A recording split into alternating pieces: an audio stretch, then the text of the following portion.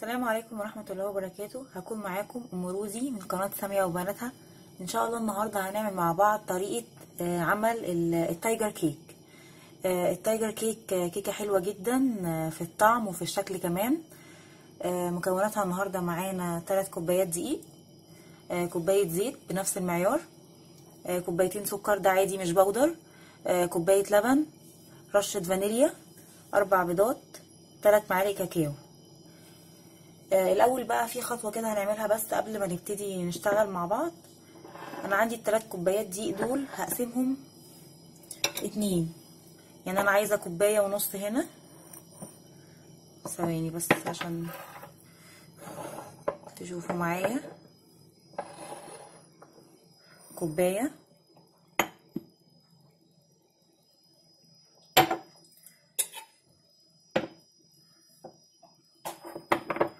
وادي النص التاني،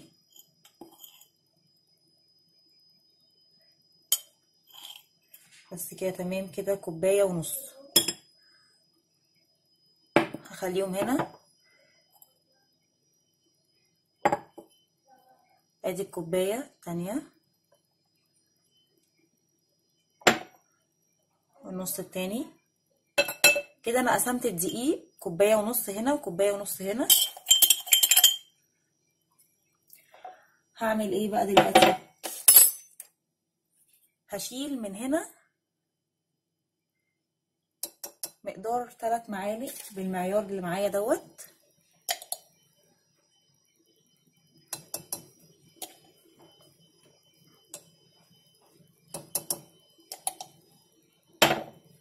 وهحط بدلهم ال3 كاكاو. على فكرة انا معايرة دوت، دول 3 معيار كاكاو بنفس المعلقة اللي معايا دي، عشان بس اقسم يبقى عندي الابيض لوحده والبني لوحده. على فكرة الدقيق دوت ال3 كوبايات دول انا نسيت اقول لكم ان انا نخلة عليهم كيس كيك شيف. ال3 كوبايات دقيق انا نخلة معاهم كيس كيك شيف، عشان انا نخلتهم على 3 مرات فنخلت معاهم البيكنج باودر. بس كده تمام اهو.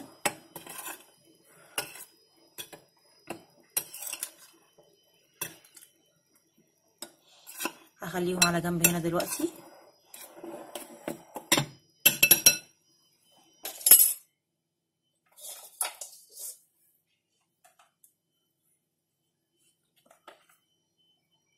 دلوقتي هنبتدي مع بعض. انا حطيت ال4 بيضات، هحط لهم رشه ملح،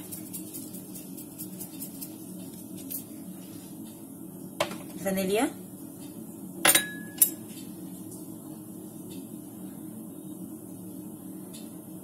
معلقه خل، وهشغل دلوقتي المضرب.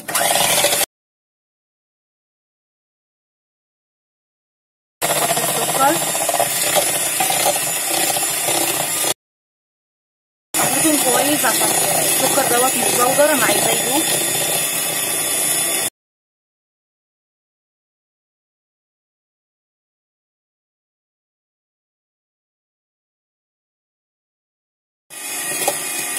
بصوا شكله دلوقتي عامل ازاي. دلوقتي هبتدي انزل عليه باللبن.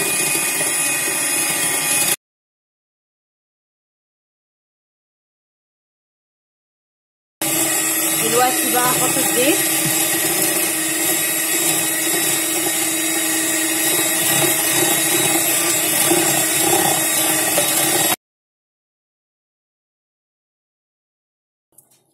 بس كده خلاص الخليط خلص معايا. انا دلوقتي بقى عايزه اقسم الكميه ديت، هقسمها وارجع لكم تاني. انا قسمت الخليط اهو. انا عملته فضيته هنا كله، عمل معايا 5 كوبايات. هقسمه بقى. هحط هنا دلوقتي كده 2.5 كوبايات المفروض.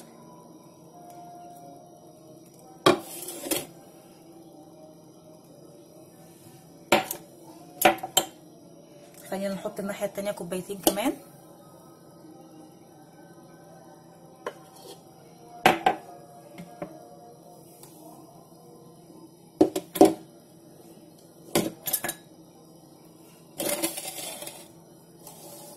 اهو كده تمام، 2.5 كوبايات. هنا وكوبايتين ونص هنا. كده انا حطيت هنا اتنين وهنا اتنين. هقسم بقى ديت نصها هنا. انا ما حبيتش ان انا يعني ايه افضيه مره واحده من البوله، انا حبيت اقسمه كده عشان يطلع معايا يعني مظبوط بالظبط كده. تمام.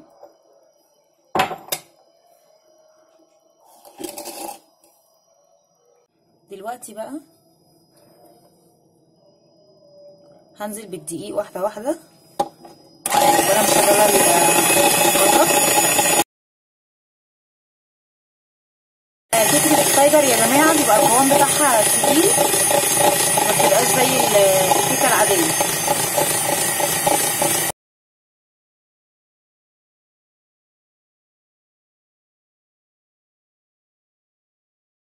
انا قبل ما ابتدي باي حاجه وانا بحضر المقادير انا مولعه الفرن على درجه حراره 180 عشان اي كيكه طبعا لازم الفرن يكون سخن جدا،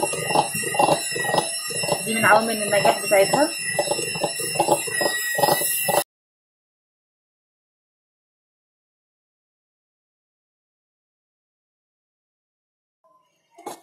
اهي زي ما انتم شايفين كده قوامها ازاي تقيل معايا، عايزه اوريهولكم.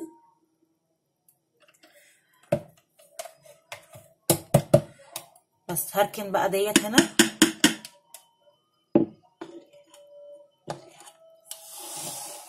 وهجيب الجزء التاني. هشتغل عادي مش لازم انضف المضرب، لان كده كده لو كنت ابتديت بالشوكولاته كان لازم انضفه، عشان كده ابتديت بالبيضه. هشغل المضرب وهنزل بالدقيق اللي هو عليه كاكاو.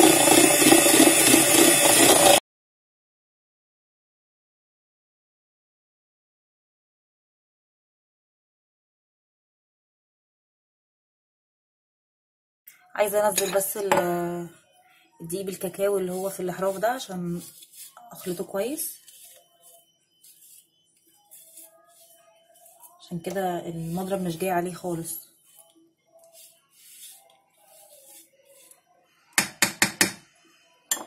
بس كده اهو.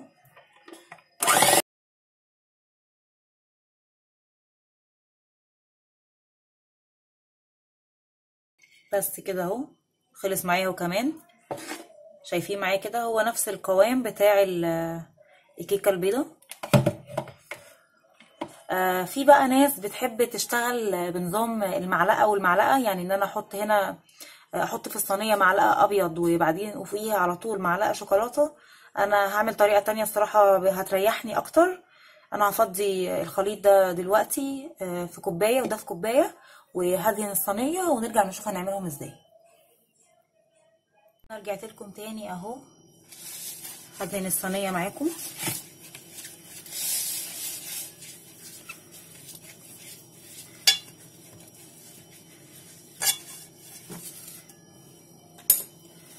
بصوا بقى انا فضيت الخليط في المجات دي اللي هي يعني مجات الشوربه، عشان هي اكبر شويه من المجات العاديه. هبتدي بقى دلوقتي بسم الله الرحمن الرحيم. هنزل في المركز بالظبط بتاع الصينيه، انا هثبت في نفس المكان ده كل مره. هحط شويه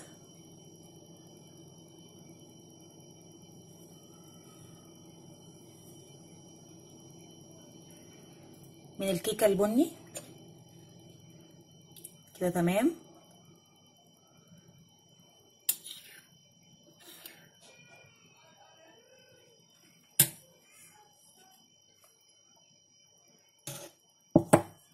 وفوقيها على طول هنزل بشويه من الكيكه البيضه. انا في مكاني زي ما انا في النص، هي هتفرش لوحدها في الصينيه.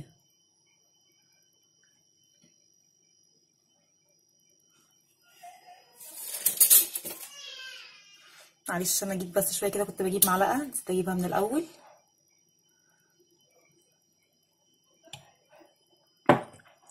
هرجع اكرر تاني، هنزل على الجزء الابيض وانا في النص برضو كده.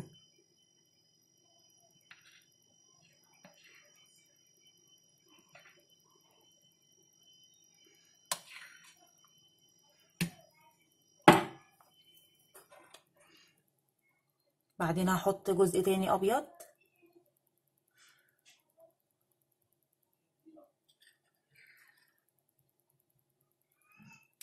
عايزه روقان كيكه التايجر.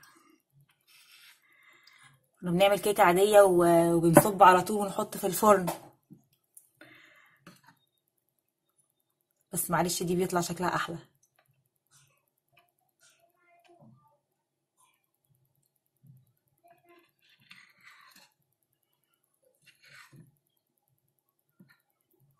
كده هرجع احط ابيض تاني. طب انا عشان ما اطولش عليكم انا هكرر كده على طول لحد ما اخلص الكميه كلها، اللي هو احط ابيض وبعدين بني، وهرجع اوريكم شكل الصينيه. دلوقتي انا خلصت صب الخليط كله اهو، وده شكلها معايا. لو عندك بقى سكينه حرفها يكون رفيع السن بتاعها، او خله اسنان، عشان نرسم بقى الشكل بتاعها. كده ازاي؟ هاجي من الحرف هنا وهسحب كده لحد ما اوصل للنص. يكون معايا منديل، هاجي من الناحيه اللي قصادها بالظبط واسحب برضو لحد ما اوصل للنص، ومن هنا لحد النص من الناحيه اللي قصادها لحد النص. كل ده عشان يديني يعني شكل ورده كده كده.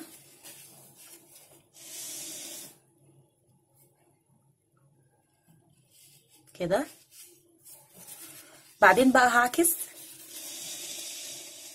لا نعمل كمان مره من هنا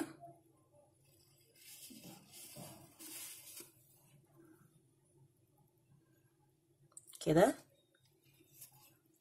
تمام. بصوا بقى، انا كنت بسحب من حرف الصينيه لحد المركز، دلوقتي بقى هبقى العكس. هاجي من هنا كده واخرج كده وهمسحها. من هنا هخرج كده وامسحها برضو.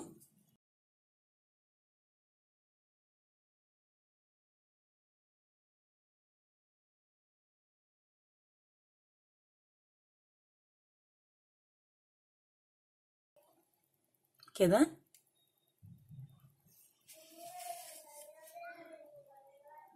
بس كده. هي كده جاهزه معايا تدخل الفرن. زي ما انتم شايفين شكلها عامل ازاي.